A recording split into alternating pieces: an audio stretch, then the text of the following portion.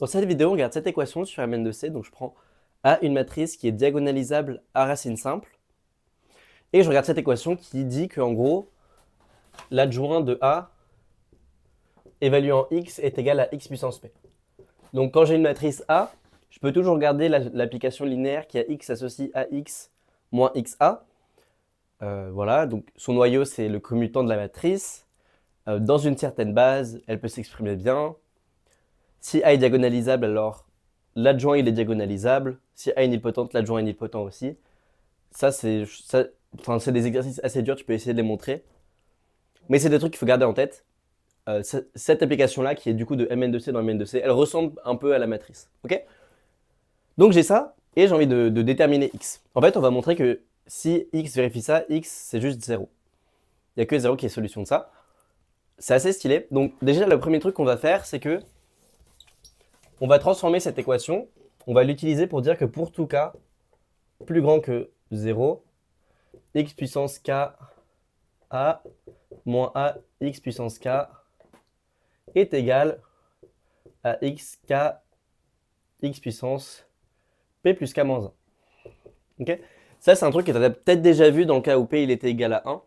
En fait, ça marche aussi pour p plus grand que 2.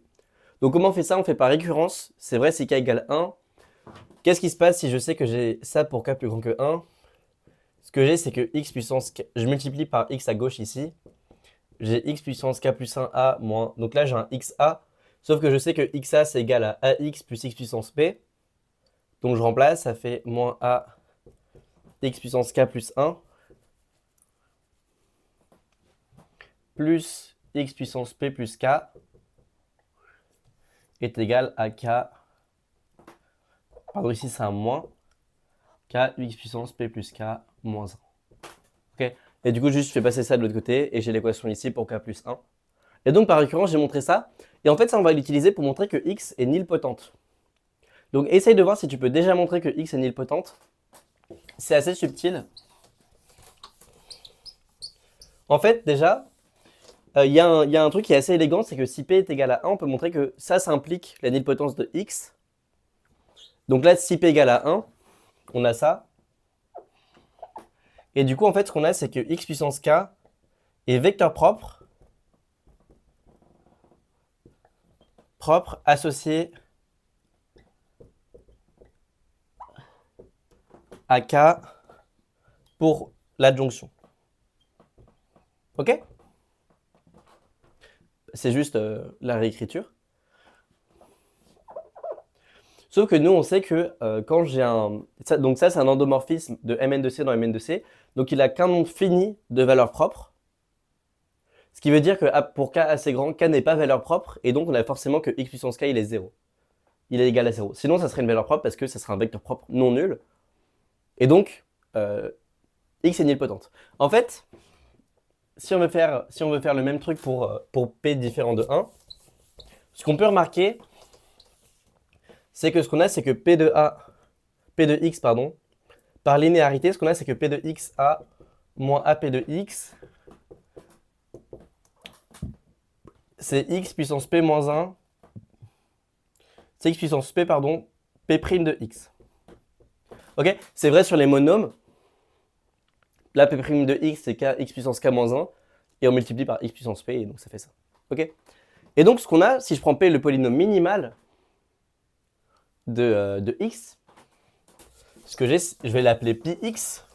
Ce que j'ai, c'est que πx divise le truc qu'on avait ici, qui était x puissance p fois πx' de x. Ok? Là, tu peux vérifier que ça implique directement que πx, c'est une puissance de x. Comment on fait? C'est parce que ça, c'est en particulier une division dans C de x, dans C crochet x.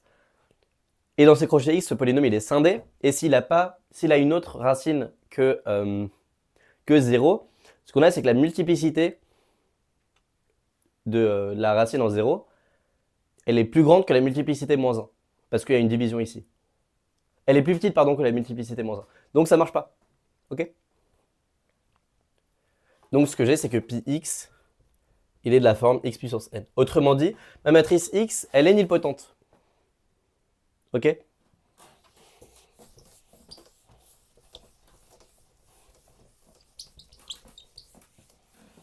Maintenant que je sais que ma matrice X, elle est nilpotente, tu peux essayer de conclure.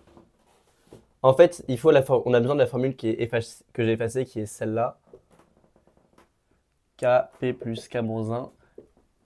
Exercice, conclure. En sachant que x, p puissance p plus k moins 1, en sachant que x est nilpotente, pardon. Une indication, c'est qu'on n'a toujours pas utilisé le fait que la matrice A était diagonalisable à racine simple. C'est là qu'on va l'utiliser. C'est pour conclure. Donc c'est vrai que c'est une hypothèse un peu bizarre. Mais voilà, elle apparaît maintenant. Ok. Donc, spoil, la manière dont on conclut, c'est qu'on dit je regarde k assez petit, k minimal pour avoir p plus k moins 1 égale indice de nilpotence. Donc ce que j'ai, c'est que ici c'est 0. Donc x puissance k commute à a.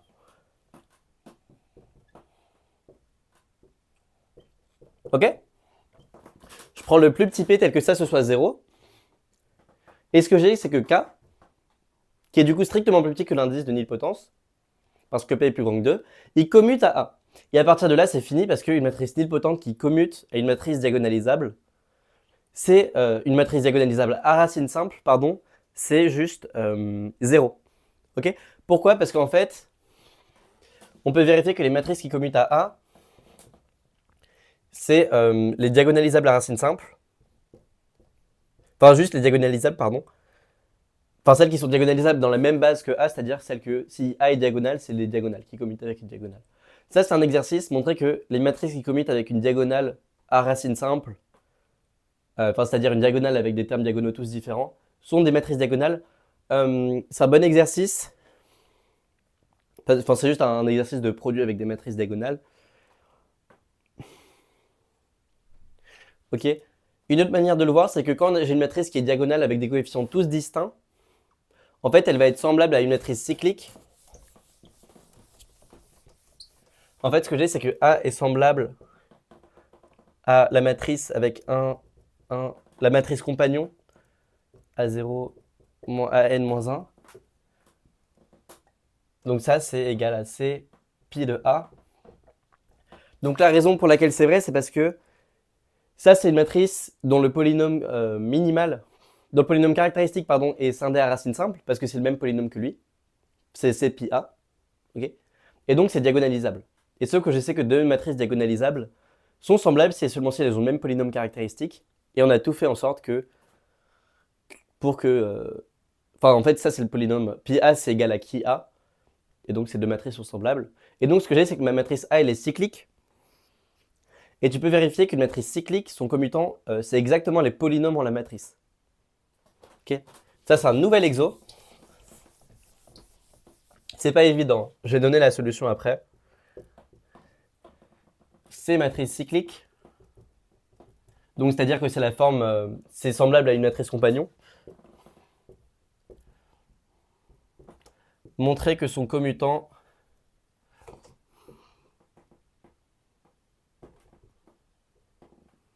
est égal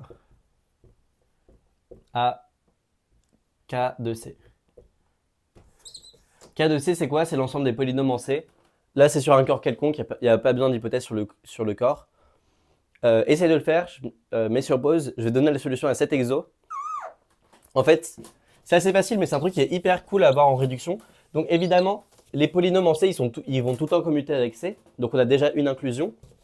Et en fait, c'est le seul cas où on a cas d'égalité. C'est quand la matrice elle est cyclique, c'est le seul cas où on a égalité entre le commutant et l'ensemble des polynômes en la matrice. Et l'astuce, c'est de regarder. Donc je regarde le commutant, que je vais noter comme de C. C, c'est ma matrice cyclique. Et à M, j'associe Mx avec X tel que X, Cx, Cn-1x libre.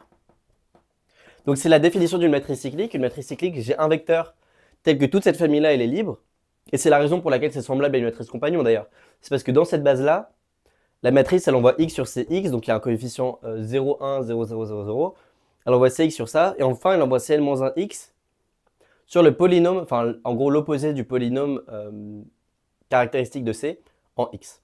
Et donc on a une matrice compagnon quand on regarde dans cette base-là. Je regarde ça, et en fait, ça, c'est une bijection dans R, dans K puissance N. Ça, c'est un iso.